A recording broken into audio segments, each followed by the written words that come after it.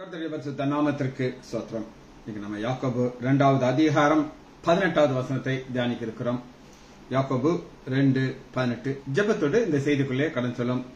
அப்பா பிதாவே, அன்பா பிதாவே, ஆராதிக்கின்றோம் இயேசுவே, ஆர்ப்பரிக்கின்றோம் ஆவியானவரே, அன்பு செய்கின்றோம் ஆவியானவரே, ஹம்மில் அன்பு செய்கின்றோம், ஆராதிக்கின்றோம் ஆர்ப்பரிக்கின்றோம், அன்பு செய்கின்றோம், அம்மை ஆராதிக்கின்றோம் ஆர்ப்பரிக்கின்றோம், அன்பு செய்கின்றோம்.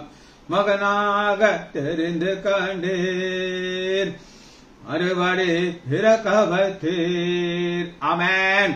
மகனாக தெரிந்து கண்டீர், மறுபடி பிறக்க வைத்தீர். ராஜாக்களும் நாங்களே, ஆசாரியரும் நாங்களே, ராஜாக்களும் நாங்களே, ஐயா ஆசாரியரும் நாங்களே. ஓ பரபரா, ஓ வீரபரா, ஓ பரரிகஷபரா, ஓ பரா, ஓ பரபரா, ஓ பரா ரிபர பரா, ரிக ரக ரிக ரகரா, ஓ பரபா, ஓ பரபரா. பாரிசுத்தர் பாரிசுத்தரே, பரலோக ராஜாவே, பாரிசுத்தர் பாரிசுத்தரே, பரலோக ராஜாவே, எப்போதும் இருப்பவரே, இன்மேலும் வருபவரே, எப்போதும் இருப்பவரே, ஐயா இன்மேலும் வருபவரே. அபரபரா அகநகரா, அபரரிகஷபரா. சகலமாம் படைத்தவரே, சர்வ வல்லவரே, சகலமாம் படைத்தவரே, சர்வ வல்லவரே, மகிமைக்கு பாத்திரரே, மங்காத பிரகாசமே, மகிமைக்கு பாத்திரரே, மங்காத பிரகாசமே. அப அபரா அபரிபரா, அபரரிகஷபரா. பிதாவே ஆராதிக்கின்றோம், இயேசுவே ஆர்ப்பரிக்கின்றோம், ஆவியானவரே அன்பு செய்கின்றோம். தோத்திரமாம் கனமாம் வாலமயா பலனாம், தோத்திரமாம் கனமாம் வாலமயா பலனாம், மாட்சிமயம் துதியாம் எப்போதும் உண்டாகட்டும், மாட்சிமயம் துதியாம் எப்போதும் உண்டாகட்டும். அப்பப்பரா அபரிபரா, அபரரிபரபரா, அபரா அக அபரா, அக்கரா அகநகரா, அபரப அபரபரா, அகநக அகநகரா. உமது வழிகளெல்லாம் சத்தியமானவைகள், உமது வழிகளெல்லாம் சத்தியமானவைகள். இயேசுவின் நாமத்தினாலே ஜெபங்கள் பிதாவே, ஆமென். கர்த்தருடைய பரிசுத்த நாமத்திற்கு ஸ்தோத்திரம். நம்ம இன்னைக்கு யாக்கோபு 2வது அதிகாரம் 18வது வசனத்தை வாசிக்கிறோம். ஒரு காம்ப்ளிகேட்டடான வசனம் மாதிரி தெரியும், குழப்பம் நிறைந்த வசனம் மாதிரி தெரியும், ஆனாலும் வாசிப்போம். ஒருவன், அந்த ஒருவன் யார் அப்படின்னு நீங்க கேட்டீங்கன்னா, இந்த பணக்காரன் மாத்தான் சொல்ற ஒருவன் சொல்லி, ஒருவன் உனக்கு விசுவாசம் உண்டு, எனக்கு கிரியைகள் உண்டு, கிரியைகள்னாலே உன் விசுவாசத்தை எனக்கு காண்பி, நான் என் விசுவாசத்தை என் கிரியினாலே உனக்கு காண்பிப்பேன் என்பானே. விசுவாசம் கிரியை, விசுவாசம் கிரியைங்கிற 2 வார்த்தை திரும்ப திரும்ப திரும்ப திரும்ப வந்து காண்பி அப்படின்னா என்ன அர்த்தம் அப்படின்னு கேட்டீங்கன்னா, பணக்காரன் உட்காந்துருக்கான், சீட்ல உட்காந்துட்டு இருக்காரு. அது ஏழை வர்றாரு. ஏழை வந்து, ஐயா எனக்கு இப்படியெல்லாம் பிரச்சனை இருக்கு அப்படின்னு சொல்றாரு. இவர் என்ன சொல்கிறாரு அப்படின்னு கேட்டீங்கன்னா, நான் உனக்கு ஜெபம் பண்ணுவேன் 16 வருஷத்துல, நீ குளிர்காயனோ பசியாரனோ சொல்லிட்டு, ஆனா நான் ஒண்ணு கொடுக்க மாட்டேன். இது கிரியை இல்லாத விசுவாசம். இதை டெட் ஃபெய்த் அப்படின்னு நம்ம பார்த்தோம். இந்த டெட் ஃபெய்த்ங்கிறது நம்ம இன்னைக்கு தியானிக்கிறதுக்கு முன்னாடி இது என்ன கிரியைங்கிறத நம்ம பார்க்க போறோம். கிரியையில பல வகையான கிரியைகள் இருக்கு. அவனுடைய செய்த கிரியைக்கு தக்கதாக நாம் தக்க பலனை அடையும்படிக்கு கிறிஸ்துவின் சிங்காசனம் முன்பா நிற்கணும். அது ஒரு கிரியை. அதை நற்கிரியை நான் பார்க்கிறோம். இப்படி பல கிரியைகள் இருக்குது. ஆனா இங்க என்ன கிரியை இருக்குன்னு நீங்க நினைக்கிறீங்க? சொல்லுங்க. என்ன கிரியை? என்னன்னா பணம், தர்ம காரியம், ஏழையுங்க. இவங்களுக்கு பெரிய பெரிய வாக்கு தத்தங்கள்லாம் தேவையில்லை. வாக்கு தத்தம் எல்லாருக்கும் தேவை. இவங்க ஆலயத்துக்கு வந்திருக்கிறாங்க. ஆனா இவர்களுக்கு தேவை என்ன அப்படின்னு கேட்டீங்கன்னா சாப்பாடு. இப்ப பவுல் எங்க வருகிறார் அப்படின்னு கேட்டீங்க, 2வது அதிகாரம், கலாத்தியர் 2வது அதிகாரம். ஒரு பிரச்சனை வந்துருச்சு. இவரு எருசலேமுக்கு வர்றார். எருசலேமுக்கு வந்த பொழுது கலாத்தியர் 2வது அதிகாரம் 9வது வசனம், எனக்கு அளிக்கப்பட்ட கிருபையை அறிந்த பொழுது. அப்ப அவங்களுக்கு இவ்வளவு நாள் தெரியும், இந்த சவுல்ங்கிற பய மோசமான பய, சபையை துன்பப்படுத்துகிறவன், துன்பப்படுத்தி நம்முடைய ஒரு தேவனை கொலை செய்யும்போது கூட இருந்தவன், அப்படி ஒரு மோசமானவே இப்ப பைபிளை தூக்கிட்டானே அப்படின்னு சொல்லி ஒரு நடந்த சம்பவத்தை நான் உங்களுக்கு சொல்றேன். இதே தங்கச்சி ஆஷிதா அப்படின்னு ஒருத்தா கொடைக்கானல். அவளுடைய மாமனார் ரொம்ப ஆவிக்குரிய வாழ்க்கையில ரொம்ப சீனியர் மேன். அவர் சவுந்தரபாண்டியன் அவர் பேர். நான் ரட்சிக்கப்பட்டு நானும் என் மனைவியும் இயேசு பண்ணைக்கு போயிருக்கோம். அதாவது ராஜா சிங் பிரதர் ஒருத்தர், அவங்க மனைவி சொன்னாங்க நம்ம இயேசு பண்ணைக்கு போவோம். ஏன்னா ரட்சிக்கப்பட்ட புதுசுல அங்க நல்லா ஆவிக்குரிய வாழ்க்கையில ஒரு முதிர்ச்சி அடையலாம் அப்படின்னு சொல்லிட்டு கார்ல போய் தேனியில ஒரு ஹோட்டல்ல 2 ரூம் போட்டு தங்கிக்கிட்டு நாங்க அங்க போறோம். நானும் என் மனைவி. அங்க அவர் சவுந்தரபாண்டியன் பார்த்துட்டு என்னை அப்படியே ஒரு மாதிரி பாக்குறாரு. இது உண்மையிலேயே டாக்டர் லைசாண்டருடைய மகனா இது அப்படின்னு கேட்டார். என்கிட்ட கேட்கிறார், நீங்க உண்மையிலேயே டாக்டர் லைசாண்டர் மகனான்ட்டு நேரம் என் முகத்தில் கேட்கறேன். என் தங்கச்சி கல்யாணம் கேட்டு பல வருஷம் ஆயிடுச்சு. அதாவது அவரால் நம்ப முடியாது. அப்புறம் சொல்றாரு, பக்கத்துல அஜித்தா நிக்கிறாங்க, அதனால நான் நம்புறேன் இது சிஜித் லைசாண்டர் அப்படின்னு சொல்லி. அவரு என்னை பத்தி என்ன ஒரு ஒப்பீனியன் வைத்திருந்தார் அப்படின்னு நீங்க கேட்டீங்கன்னா, இவன் மலைக்கு கூட இயேசு பலைக்கு வராத பையன், இதுவரை எந்த ஊழியத்துக்கும் போகாத பையன், இவனை குறித்து நான் அநேக காரியங்கள் கேள்விப்பட்டிருக்கேன், இவனா இங்க வந்து நிக்கிறான் என்ன கேட்டார். இது போலதான் என்னைய பாரு, நான் இது லேட்டஸ்ட் ஆளு. நான் அன்னைக்கு சவுல குறித்து கேள்விப்பட்டிருக்காங்க, என்னெல்லாம் செய்வான், இவ்வளவுலாம் துன்பப்படுத்துவான்னு சொல்லி கேள்விப்பட்டவங்க இப்ப ஆண்டவர் சந்தித்தது எல்லாத்தையும் காமிச்சு, இவர் அரேபிய தேசத்துல இருந்தாரு, ஆண்டவரே அவருக்கு எல்லாம் போதிச்சாங்க. இதை நீங்க நம்புறோம். நான் உங்களுக்கு வாசிக்கிறேன். கலாத்தியர் 1வது அதிகாரம் 12வது வசனம் பாருங்க. கலாத்தியர் 1:12, நான் அதை ஒரு மனுஷனிடத்திலே பெற்றதும் இல்லை, மனுஷனால் கட்டது, இயேசு கிறிஸ்துவே அதை எனக்கு வெளிப்படுத்தினார். இயேசு கிறிஸ்துவை வெளிப்படுத்திட்டு அடுத்த, நான் யூத மார்க்கத்தில் இருந்தபோது இதை நடவடிக்கை குறித்து கேள்விப்பட்டிருக்கேன். தேவனுடைய சபையை நான் மிகவும் துன்பப்படுத்தி அதை பாலாக்கி எல்லாம் சொல்லிட்டு இப்ப இவர் வந்து நிற்கிறார். அப்ப கேள்விப்படுறாங்க, ஆமாய்யா ஆமாய்யான்ட்டு. இப்ப கலாத்தியர் 2வது அதிகாரம் 9, எனக்கு அளிக்கப்பட்ட கிருபையை அறிந்த பொழுது கேட்டாச்சு. இப்ப அவங்களுக்கு திருப்தி ஆயிட்டாங்க. சரி, இவருக்கு என்ன ஊழியம் கொடுக்கணும் கேள்வி பாருங்க. தூண்களாக எண்ணப்பட்ட யாக்கோபு, இது ஆண்டவராக்கி இயேசு கிறிஸ்து. இப்ப நம்ம எழுதுறா பத்திக்கலாம், இந்த யாக்கோபு அதே யாக்கோபு தான், எந்த சந்தேகம் இருக்கக்கூடாது, கிளிவா புரிஞ்சுக்கோங்க. நம்ம வாசிக்கிற யாக்கோபு தான் இங்க இருக்காரு. யாக்கோபு, கேபா, யோவான், கேபா பேதுரு, யோவான் தாங்கள் விருத்த சேதனம் உள்ளவர்களுக்கும் நாங்கள் விருத்த சேதனம் உள்ளவர்களுக்கும் நாங்கள் புறஜாதிக்கும் பிரசங்கிபடி அந்தியோகிகளை ஐக்கியம் என்ற அடையமாக பர்னபாவை வலது கை கொடுத்து தரித்திரரை நினைத்துக் கொள்ளும்படி மாத்திரம் சொன்னார்கள். தரித்திரரை நினைத்துக் கொள்ளும்படி இங்கதான் நம்ம பார்க்கணும். கேட்டுக்கோங்க. நம்ம வாசிக்கிற யாக்கோபு 2வது அதிகாரத்துல ஒருவனுக்கு விசுவாசம் ஒன்றே கிரியை உண்டு. அந்த விசுவாசம் கிரியையும் எங்க காட்டணும் அப்படிங்கிற தரித்திரர். ஏன்னா தரித்திரத்தை நம்ம பார்க்கிறோம். 2வது அதிகாரம் 3வது வசனம், மினுக்குள்ள வஸ்திரம் தரித்த ஒருத்தருக்காரு. அப்ப தரித்திரனை பார்த்து நீ அங்கே நில்லு. இந்த தரித்திரனுக்கு என்ன தேவை அப்படின்னா பணம், தர்மம் தேவை. இப்ப பவுலுக்கு ஒரு விசேஷமான ஒரு கண்டிஷன் கொடுத்துருக்காங்க. யாரை நினைத்துக்கொள்ளும், தர நினைத்துக்கொள்ளும். இந்த யூதர்களுக்கு தர்மம் செய்யறது மிக முக்கியமான காரியம். அவங்களுடைய சட்டத்தில் இருக்கு, நீ தர்மம் செய்யணும் அப்படின்னு சொல்லி. அதை குறித்து நம் ஆண்டவராகிய இயேசு கிறிஸ்து இந்த தர்மத்தை எப்படி செய்யணுங்கிற தெளிவாக நமக்கு சொல்லிக் கொடுத்தார். தர்மம் அல்ல கேட்டுக்கணும்.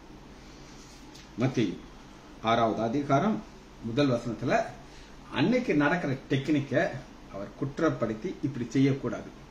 பிரதர் ஆர் ஸ்டான்லி அவர் பல கேசட்ஸ் போட்டிருக்காரு, ஒரு செட் ஆஃப் சீரியல் போட்டிருக்காரு. எப்படி நம்ம புதிய வானம் புதிய பூமின்னு ஒரு 10 செய்தி ஒன்றாம் போட்டோமோ, நாங்க கேசட் எல்லாம் போடுறது, அவர் கேசட் போட்டாரு காலத்துல.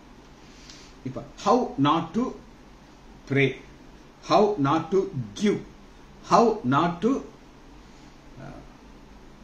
ஃபாஸ்ட் அப்படின்னு சொல்லி கேசட்ஸ் போட்டிருக்காரு. நான் அதெல்லாம் கரைச்சி குடிச்சிருக்கேன் அந்த காலத்துல. இப்ப டைம் கிடையாது, எல்லாம் கேட்டாச்சு.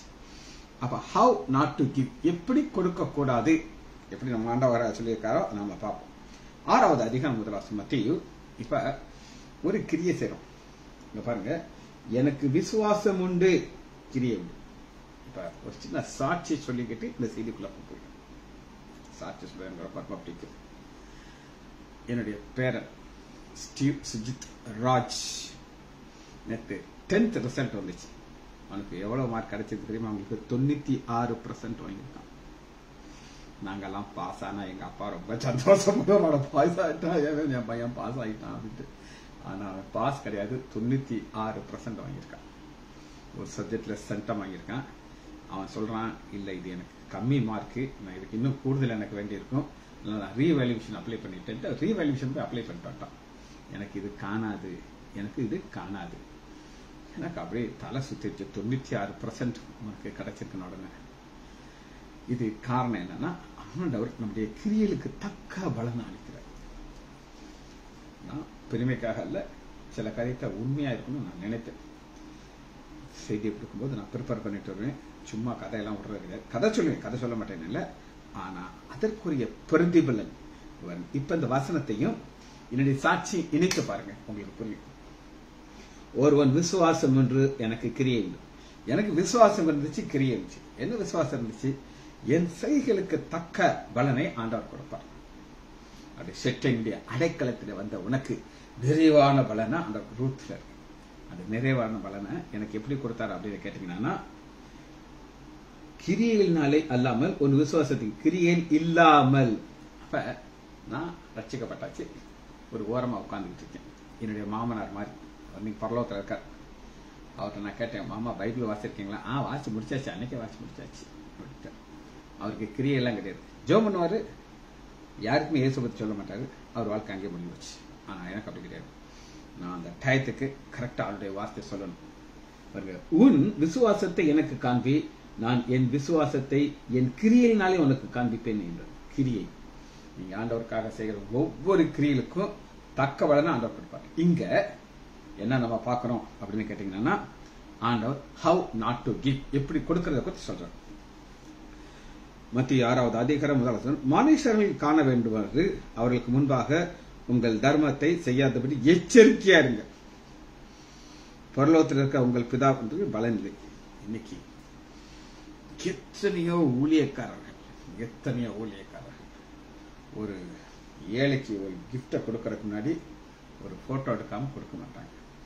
போட்டோ எடுக்கிறது எதுக்காகனா, அவங்க பேஸ்புக்ல போட்டுருவாங்க. நாங்கள் கணவன் மனைவி சேர்ந்து கொடுப்பாங்க. கொடுத்துட்டு அதை அப்படி ரொம்ப பவ்யமா வைப்போம். நான் கொடுத்த சாப்பாடு மட்டும் இல்லைன்னா இந்த செத்தே போயிருப்போம் அப்படின்னு சொல்லி அந்த சாப்பாடு கொடுத்துட்டு ஓடியே போயிருவாங்க. அதுக்கு பலன் கிடைச்சிருச்சு, ஆனா பரலோகத்திலிருந்து கிடைக்காது. பிதாவினிடத்திலிருந்து உங்களுக்கு பலன் இல்லை. ரொம்ப பர்டிகுலரா இருக்கு. நான் யாருக்காவது ஒரு உதவி செய்தால் செய்ய போறது கிடையாது, செய்திருக்கேன் இல்லை நான் சொல்ல மாட்டேன்னா அதுக்கு உங்கள்கிட்ட போய் சொல்லணும். அந்த செய்தால் யார்ட்டையும் சொல்ல மாட்டேன். ஒரு சிலர் என் மனைவி என்கிட்ட சண்டைக்கு வருவார், நீங்க அப்படி பண்ணிருக்கீங்க, அவங்களுக்கு இந்த ரூபாயை கொடுத்தீங்க, என்கிட்ட ஏன் சொல்லல அப்படின்னு சொல்லணுங்கிற அவசியம் இல்லை இல்லம்மா அப்படின்னு சொன்னேன். எதுக்கு இந்த ரூபாயை கொடுத்தீங்க? அவங்களுக்கு நம்மகிட்ட இருக்கலாம்ல, நம்மகிட்ட இருக்கலாம், நம்மள அவங்களுக்கு தேவை கூட இருக்கு. இதை என்னைக்கு நான் ரொம்ப பர்டிகுலரா இருக்கணும், அப்பதான் ஆண்டவர் ஆசீர்வதிப்பார். மத்திய 6வது அதிகாரம் 2வது வசனம். ஆகையால் பிதாவினிடத்துல உங்களுக்கு பலன் இல்லைன்றார்.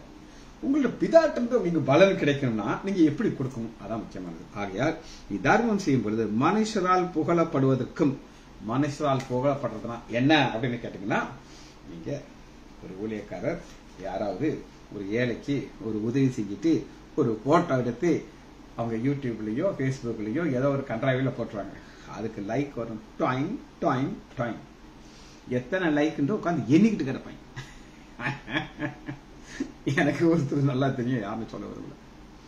நம்ம இதுல இருக்கிறவர் தான், எப்பயாவது ஒருவர் அந்த ஓடி போயிருவார். அவரு நான் பார்த்து எல்லா அவருக்கு யார் யாரெல்லாம் அவருடைய ஃப்ரெண்ட்ஸ் இருக்காங்க எல்லாருக்கும் அவங்க ஒரு போட்டா இவரோட லைக் போட்டுருவாரு. அது என்ன கன்றாவியா தெரியாது. இவரு தேடி தேடி தேடி எல்லாத்துக்கும் லைக் போடுறதுனால இவர் ஒரு போஸ்ட் போட்டா அவங்க எல்லாம் போடணும். புரியுது அவங்களுக்கு? உண்மையிலேயே லைக் ஆகி போடுறது கிடையாது, ஆனா போட்டதுக்காண்டி போடுறது. ஆனா அன்றைக்கு எவ்வளவு தெளிவாக சொல்கிறார்னா, மத்திய 6வது அதிகாரம். ஆகையால் நீ தர்மம் செய்யும்போது மனுஷரால் புகழப்படுவதற்கு லைக் வாங்குறதுக்காக கிடையாது, மாயக்காரர் ஆலயத்திலும் வீதியிலும் செய்கிறது போல. இவங்க மாயக்காரர்கள். இவங்க ஒரு கிஃப்ட கொடுக்கும்போது போட்டோ எடுக்கலன்னா டென்ஷன் ஆயிடுவாங்க. அந்த போட்டோ எடுக்கிறது வந்து ரொம்ப பர்டிகுலர் இருப்பாங்க. அதை வச்சுட்டு தான் கிஃப்ட் கொடுப்பாங்க. உனக்கு முன்பாக தாரை ஊதுயாதே. இந்த தாரை ஊதுறதுனா என்னங்கிறது நான் உங்களுக்கு சொல்ல போயிடுறேன். சில வருஷத்துக்கு முன்னாடி நான் ரட்சிக்கப்பட்டு கொஞ்ச நாளையில கிறிஸ்துமஸ் வந்துச்சு. அந்த கிறிஸ்துமஸ் வந்தப்ப அந்த பாஸ்டர், அன்னைக்கு இருந்த பாஸ்டர் மைக்ல சொல்றாரு, கிறிஸ்துமஸுக்கு நாங்க ஏழை விசுவாசிகளுக்கு நாங்க கிஃப்ட் கொடுக்க போகிறோம். உங்களால பணம் இல்லைன்னா எஸ் தையல் மிஷின், இஸ்திரி பெட்டி, கருப்பு கண்ணாடி எல்லாமே ஸ்டாலின். இதெல்லாம் நம்மளால நினைச்சு பார்க்க முடியாதெல்லாம் கொடுப்பாங்க, அது வேற. அப்ப அந்த பாஸ்டர் அனௌன்ஸ் பண்றாரு, ஞாயிற்றுக்கிழமை நாங்க உங்களுக்கு ஏழைகளுக்கு நீங்க முன்னாடி வரணும். எங்க வரணும்? ஆலயத்துல. நாங்க உங்களுக்கு நீங்களும், அதாவது நீங்களா பணக்காரங்க கிடையாது, நாங்கெல்லாம் பணக்காரங்க, எங்களுக்கு வசதிகள் இருக்கு, நாங்க அதனால என்ன செய்ய போறோம், கிஃப்ட் கொடுக்க போறோம். அன்னைக்கு அந்த பாஸ்டர் நம்ம சந்திச்சு இந்த வசனத்தை காமிச்சு, பாஸ்டர் இந்த வசனத்துல மாயக்காரர்கள் ஆலயங்களிலே வீதியிலும் முன்பாக தாரை ஊதுவாயாது எனக்கு. தாரைங்கிறது மைக்கு தானே பாஸ்டர் கேட்டேன். ரொம்ப டென்ஷன் ஆயிட்டேன். டாக்டர் இது பைபிள்ல இருக்கு, நான் இல்லைன்னு சொல்லல, ஆனா நம்ம சடங்காச்சாரத்தின்படி நம்ம இப்படித்தான் செய்யணும். அவங்க முன்னாடி வந்து அந்த கிஃப்டை வாங்கிட்டு போகணும். நான் கேட்டேன், பாஸ்டர் நீங்க அவங்க வீட்டுல போய் இதை கொடுக்க முடியாதா அப்படின்னு கேட்டேன். அவர் ஒன்றும் பேசவே இல்லை. அவர் பேசவே இல்லைன்னா என்ன அர்த்தம்னா, உனக்கு இதுக்கு சம்பந்தம் இல்லை, நீ உன் வேலையை பார்த்துட்டு போய்கிட்டே இருக்கு, நாங்க இப்படித்தான் செய்வோம். இப்ப இவங்களுக்கு எங்க என்ன கிடைக்காது அப்படின்னு கேட்டீங்கன்னா, 6வது அதிகாரம் முதல் பிதாவிடத்தில் உங்களுக்கு பலன், அவங்க அதெல்லாம் கண்டுக்கிடவே மாட்டாங்க. சரி, அடுத்து பாருங்க 3வது வசனம், மத்திய 6:3. நீயோ, ஆண்டவர் நீயோ ஒரு கொட்டம் அப்படி செஞ்சுக்கிட்டே இருக்கட்டும். அவங்களுக்கு பிதாட்டிலிருந்து என்ன கிடைக்காது, எந்த ரிவார்டும் கிடைக்காது. நீயோ தர்மம் செய்யும் பொழுது உன் தர்மம் அந்தரங்கமா இருப்பதற்கு, அந்த ரங்கம் யாரு சொல்ல ரொம்ப ஆசை. யாருக்காவது நான் ஒரு உதவி செய்துட்டா அதை டைரக்டாவோ இன்டைரக்டாவோ சொல்ல மாட்டேன். ஒரு சில சொல்ல வேண்டிய சூழ்நிலை இருந்துச்சுன்னா அதை வேற ஒரு ஆங்கிள் அதை சொல்லுவேன். அதை என்னைய பற்றி நான் செய்தேன்னு சொல்ல மாட்டேன். பவுல் சொல்ல பாத்தீங்களா, நான் ஒரு மனிதனை அறிவேன், 14 வருஷத்துக்கு முன்னாடி பரதேசிக்கு எடுத்துக்கொள்ளப்பட்டான். அது பவுல் தான், நல்லா தெரிஞ்சு பவுல் தான். ஆனா பவுல் தன்னை மறைத்துக் கொள்வார். என்னைக்கு எவ்வளவு உங்களை மறைத்து தர்மம் செய்யறீங்களோ அதுதான் ரிவார்ட் கிடைக்கும். பாப்போமா? தர்மம் செய்வது அந்த உன் வலது கை செய்கிறது உன் இடது கை அறியாது. உன் வலது கை செய்கிறது இடது கை. அதுங்க வலது கை கொடுக்கறது செய்யறது இடது கைக்கு அறியாம இருக்குன்னா நம்ம செய்த நன்மைகளை நம்ம மறந்துடும். ஒரு சின்ன சாட்சி சொல்லி, ஞாயிற்றுக்கிழமை சாயங்காலம் ஒரு ரிசப்ஷனுக்கு ஒருத்தங்க எங்களை கூப்பிட்டாங்க. நானும் எங்க அண்ணனையும் கூப்பிட்டனால 2 பேரும் போனோம். போய் அந்த கல்யாணம், அதாவது அந்த அவங்க வீட்டுல 3 பெண் பிள்ளைகள், மூத்தவனுடைய மகனுக்கு தான் இந்த ரிசப்ஷன். அந்த 2வது பொண்ணு ரொம்ப ஆவிக்குரிய பொண்ணு. அவ சொல்றா, இந்த பாஸ்டர், இவர் டாக்டர் மட்டும் கிடையாது, பாஸ்டர், நாங்க இந்த கொரோனா டைம் லாக்டவுன் ஆயிருந்த நேரத்துல பாஸ்டர் அநேக செய்திகளை கொடுத்தார். எங்களுடைய வாழ்க்கையில் அது எவ்வளவோ பிரயோஜனமா இருந்துச்சு. அப்படின்னு சொன்னான். இந்த எபனேசர் இருக்காருங்க, அவர் எத்தனை செய்தி நான் போட்டேன்றது ஒரு லிஸ்டே வச்சிருந்தார். கொரோனா டைம் காலையில் ஒரு செய்தி, சாயங்காலம் ஒரு செய்தி. அதை நான் டோட்டலா மறந்துட்டேன். இந்த அம்மா சொல்லும்போது நம்ம எந்த செய்தி நம்ம சொன்னோம், ஓ ரைட் ரைட் ரைட், அந்த பொண்ணு கரெக்டா என்ன செய்வா அப்படின்னு சொல்றேன். என்னுடைய செய்தியை எடுத்து அவங்களுடைய ஒரு குரூப்ல தூக்கி போட்டுருவோம். போட்டு அந்த செய்தி ஃபுல்லா அவங்க இதில் வந்துகிட்டே இருக்கும். அப்போ அவங்க எல்லாருக்கும் அது புரிஞ்சு வந்துச்சு. அந்த பொண்ணு சொன்னா, எனக்கு ரொம்ப சந்தோஷமா இருந்துச்சு. நான் செஞ்சேன் இல்லைன்னு நான் சொல்ல மாட்டேன். ஆனா அந்த கூட்டத்துக்கு ஒரு பிரயோஜனம் இருந்துச்சு. அதைத்தான் வலது கை கொடுக்கறது எழுதுகிறது. அப்பொழுது அந்தரங்கத்திலே பார்க்கிற உன் பிதா தாமே உனக்கு வெளியரங்கமா பலன் தரும். வெளியரங்கமா பலன் எனக்கு இன்னைக்கும் என்னால ஜீரணிக்க முடியாத ஒரு சந்தோஷம். என் பேரை 96% வாங்கியிருக்கிறான் 10th. இதெல்லாம் எனக்கு வெளியரங்கமாக கிடைக்கிற பலன். இது வெளியரங்கமான பலனை எப்ப கொடுப்பார் அப்படின்னு கேட்டாங்கன்னா, அந்தரங்கத்துல நீங்க எவ்வளவு அளவு ஆண்டவரோடு கூட ஒரு ஐக்கியம் இருக்கிறீங்களோ அந்த அளவுக்கு வெளியரங்கமாக உங்களுக்கு பலன் கிடைக்கும். சரி, இந்த ஆர்ம்ஸ் அப்படின்னு போட்டிருக்காங்க இங்கிலீஷ்ல, தர்மத்துக்கு ALMS. இது குறித்து ஒரு சில வசனங்கள் நம்ம பார்க்க போயிடும். உபாகமம் எடுத்துக்கொள்ளுங்க, 24வது அதிகாரம் 24:12. இதெல்லாம் கிளீனா நான் உங்களுக்கு வாசிக்கிறேன். இதான் ஃபேக்ட். அவன் தரித்தினால் நீ அவனை அடக்க வைத்துக் கொண்டு அவன் வஸ்திரத்தை போட்டுக்கொண்டு உன்னை ஆசீர்வதிக்கும்படி அவன் போகும்போது அவன் திரும்ப அந்த அடக்கை அவன்கிட்ட திரும்ப கொடுக்கணும். இது என்ன நான் சொல்றேன். அங்கி வஸ்திரம் 2 காரியம் இருக்கு. ஒரு ஏழை இருக்கான், அவன் மேல ஒரு ட்ரெஸ் போட்டிருக்கான், அதுக்கீழே ஒரு இன்னர் ட்ரெஸ், இப்ப இந்த மாதிரி ஒரு பனியன் மாதிரி அவனை போட்டிருக்கான். இப்ப அவன் பணம் வேணுங்கிறக்காண்டி இந்த மேல இருக்கிற கோட்டை கலட்டி கொடுத்துட்டான். இப்ப கலத்தி கொடுத்துட்டு உள்ள இருக்கிறதையும் நீ வாங்கிக்கிற. இப்ப அவன் குளிர்ந்து கஷ்டப்படுறான். இப்ப நீ என்ன சொல்ற, இப்ப இந்த வெளியில இருக்கிற கோட்டை மட்டும் வச்சுக்கிறேன், இந்த உள்ள போட்டிருக்க பத்தியா அந்த டிஷர்ட் மாதிரி சட்டை போட்டுக்கலாம், அதை நான் உனக்கு கொடுத்துறேன் அப்படின்னு சொல்லி எனக்கு கொடுத்தா என்ன நடக்குங்கிறத நம்ம பார்க்கணும். இது இரக்கத்தினால கிடைக்கிறது. உபாகம் 24வது அதிகாரம் 10வது. பிறனுக்கு நீ ஏதாவது கடனாக கொடுத்தால் அந்த கடனை வாங்கும்படி அவன் வீட்டுக்குள் பிரவேசிக்காது, வீட்டுக்குள் போயிடாது, வெளியே நிற்பாயாக. கடன் வாங்கியவன் அந்த அடகை வெளியே உன்னிடத்துல வந்து கொடுப்பானாக. அவன் தரித்திரனாயிருந்தது. தரித்திரன், இந்த தரித்திரத்துக்கு ஆண்டவர் எப்படி நீ அவனை டீல் பண்ணணுங்கிறத ஸ்பெசிபிக்கா சொல்லணும். அதனால உனக்கு என்ன லாபம் என்னை சேர்த்து இந்த வசனத்துல பார்க்கிறோம். நீ அவன் அடகை வைத்திருந்து நித்திரை செய்யாமல் அவன் தன் வஸ்திரத்தை போட்டுக்கொண்டு உன்னை ஆசீர்வதிக்கும்படியாக அவன் போகும்பொழுது திரும்ப அந்த அடகை அவன் கொடுத்துரும். அது உன் தேவனுக்கு ஐய கர்த்தருக்கு முன்பாக நீதியா இருக்கும். திரும்ப சொல்றேங்க, ஒரு மேல ஒரு கோட் பாத்துங்க, ஒரு கோட் உள்ள ஒரு ஷர்ட் அவன்கிட்ட நீங்க வாங்கிட்டீங்க. அவன் போறதுக்கு முன்னாடியே நீ கூப்பிடுற, எப்பா வா இந்த திரும்ப எடுத்துட்டு போயிடு, எனக்கு அது வேண்டாம், ஆனா நான் பணம் கொடுத்துருக்கேன் அவன் சொல்லி போகும்போது அவன் உங்களை ஆசீர்வதிப்பான். இந்த ஆசீர்வாதம் ஆண்டவர்கிட்ட இருந்து வருகிறத நீதியாக என்னப்படும், ஆனா அவன் உங்களை ஆசீர்வதிப்பான். இது என் இருதயத்துக்கு தொட்ட ஒரு வசனம். சங்கீதம் 112வது அதிகாரத்தில் வரும். சங்கீதம் 112:9. வாரி இறைத்தான், ஏழைகளுக்கு கொடுத்தான். ஏழைகளுக்கு கொடுத்தான். நம்ம பணக்காரங்களுக்கு கொடுக்கறதுக்கு யோசிக்க மாட்டோம்.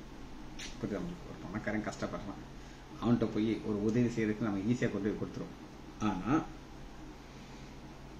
அவன் நீதி என்றென்றைக்கு நிற்கும். என்றென்றைக்கு நித்தியம் நீதி. இது நம்ம பார்த்திருக்கோம். 2 வகையான நீதி நம்ம பார்த்தோம். பழைய ஏற்பாட்டுல ஆபிரகாமுடைய நீதி என்ன அப்படின்னா, அவன் தேவனை விசுவாசித்தான், அது அவனுக்கு நீதியானவன். நீங்க எவ்வளவு போல விசுவாசிச்சு செய்யற காரியத்தை ஆண்டவர் மகிமை, அது ஒண்ணு. புதிய ஏற்பாட்டுக்குள்ள அந்த நீதி மாறுது. எப்படின்னா, எப்படி ஆண்டவராகி இயேசு கிறிஸ்து தேவனுக்கு முன்பாக பாவமே செய்யாதவராக நிற்கிறாரோ, அதுபோல நம்மையும் பாவமே செய்யாதவர்களாக கொண்டு போய் நிறுத்துறதுக்கு பேரு தேவ நீதி. 2 கொரிந்தியர் 5வது அதிகாரம் 18வது வசனத்தில் இருக்கு. அந்த தேவ நீதியைத்தான் நம்ம இங்க பார்க்கிறோம். வாரி இறைத்தான், ஏழைகள் கொடுத்தான், அவனுடைய நீதி என்றென்றைக்கு நித்தியத்தில் போய் நிக்க போகுது. இதை நீங்க எவ்வளவு அளவு நீங்க புரிஞ்சுக்கொள்றீங்களோ அந்த அளவுக்கு ஆசீர்வாதம் இருக்கு. அடுத்த வசனம் பாருங்க 10. இதுக்கு ஆப்போசிட்டான ஒரு கூட்டம் உள்ள உட்கார்ந்துருக்கு. அவங்க ஷைலாக் அப்படின்னு சொல்லுவாங்க. ஷைலாக் தெரியுமா உங்களுக்கு? ஷைலாக் யார் அப்படின்னா ஷேக்ஸ்பியர் அப்படின்னு ஒரு டிராமா எழுதுறோம், வேர்ல்டு ஃபேமஸ் ஷேக்ஸ்பியர்.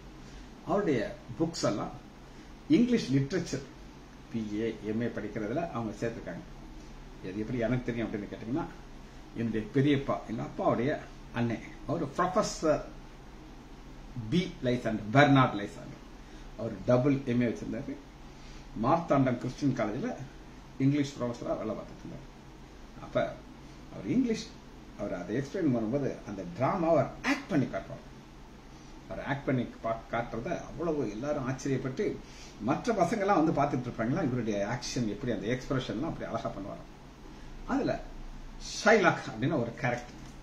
இவன் ஒரு யூதன். இவன் வட்டிக்கு கொடுக்கறவன். ஒரு தன்ட்ட வட்டிக்கு கொடுத்துட்டு அவன் எழுதி வாங்கிட்டான். எப்படி எழுதி வாங்கிட்டான் அப்படின்னு கேட்டீங்கன்னா, நீ இத்தனை நாளைக்குள்ள இந்த பணத்தை எனக்கு கொடுக்கலன்னா உன் தொடையில இருந்து 2 கிலோ சதையை நான் வெட்டி எடுத்துருவேன், அதுக்கு நீ சம்மதிக்கிறியா அப்படின்ட்டு.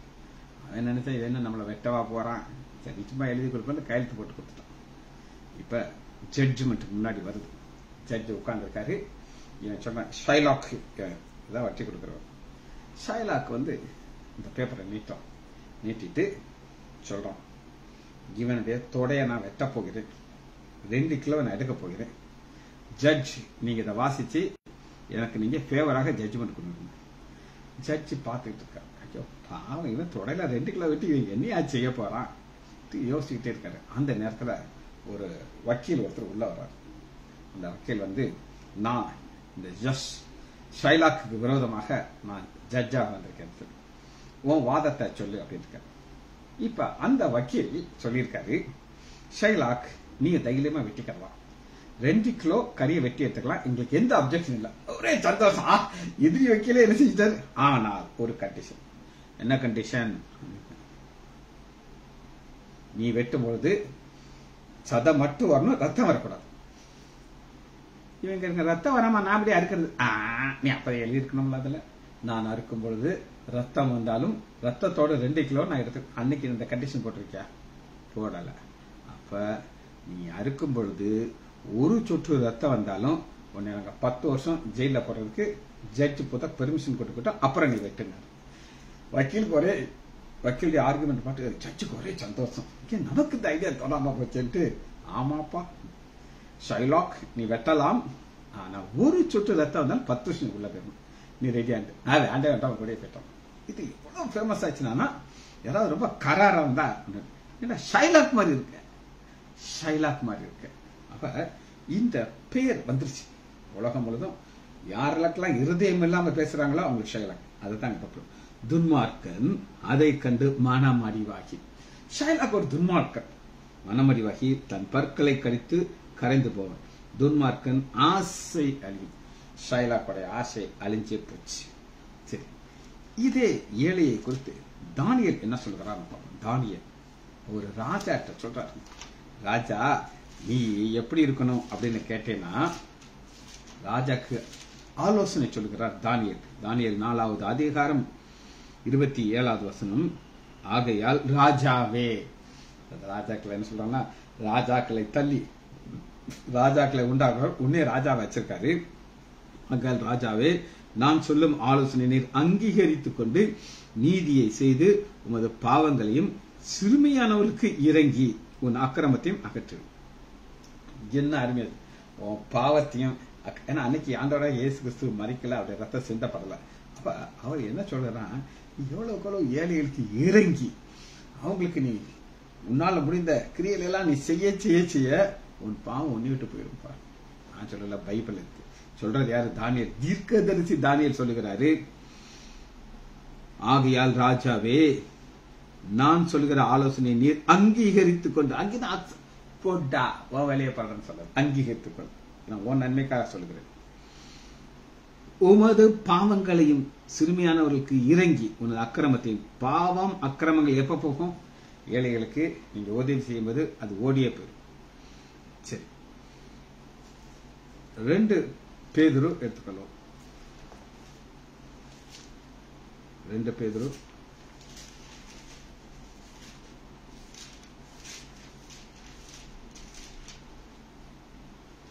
முதலாவது அதிகாரம் 5வது வசனம். இப்படி இருக்க நீங்கள் அதிக ஜாக்கிரதை உள்ளவர்களாய் உங்கள் விசுவாசத்தோடு தைரியம். விசுவாசம் கிரியை, அந்த கிரியில் என்ன இருக்குது? தைரியம்.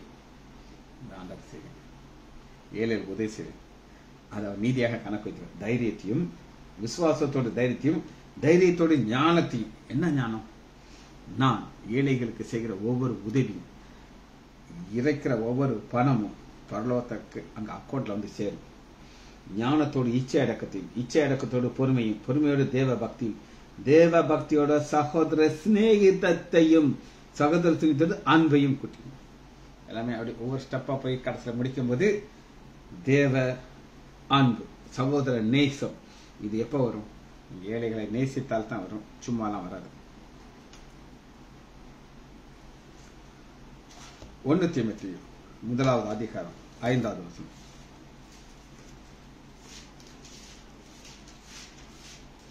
1 தீமோத்தேயு 1வது அதிகாரம் 5வது வசனம்.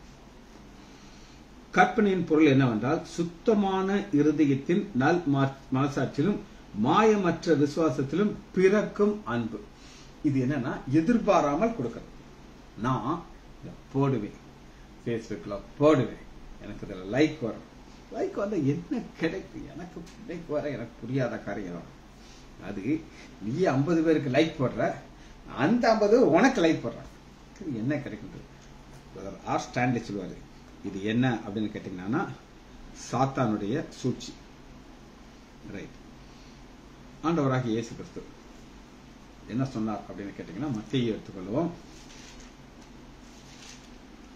7வது அதிகாரம் 17வது 7:17. அப்படியே நல்ல மரங்கள்லாம் நல்ல கனியை கொடுக்கும். அது நீங்க நல்ல கனி நல்லதுங்க. நீங்க ஒரு ஏழையை பார்த்து மனது இறங்கி அவனுக்கு ஒரு நன்மையை செய்து எந்த ஒரு பிரதிபலன் இல்லாம செய்யறதுதான் நல்ல கனி. நல்ல கனி கொடாத மரம் எல்லாம் வெட்டுண்டு அக்னியில போடப்படும். அதனால் அவருடைய கனினாலே அவருக்கு வெட்டுண்டு அக்னியில. ஆண்டவர் பாப்பாரு, இவனை வச்சிருந்து என்ன பிரயோஜனம்? ஒருத்தருக்கு 10 பைசா கொடுக்க மாட்டேங்கிறாங்க. சொல்லுங்க, எச்சி கையால காக்காவை துரத்தாததெல்லாம் அதை தூக்கி வெட்டி எதில் தூக்கி போட்டுவாரு? அக்னியில் தூக்கி போட்டுவாரு. தூக்கி போடுறதுக்கு முன்னாடி இந்த பணக்காரர்கள்லாம் மனம் திரும்பணும். ஜெபிப்போமா? மகா இரக்கமும் கிருபையுமுள்ள பிதாவே, உம்மை துதிக்கிறோம் ஐயா. கிரியை விசுவாசம் 2ஐயும் நாங்கள் தியானித்துக் கொண்டிருக்கிறோம் ஐயா. இன்று ஆம் தர்மத்தை குறித்து நாங்கள் தியானித்தோம் ஐயா. இந்த தர்மத்தை குறித்து ஆழமான சத்தியத்தை ஆவியானவர் எங்களுக்கு தந்ததுக்காக நன்றி ராஜா.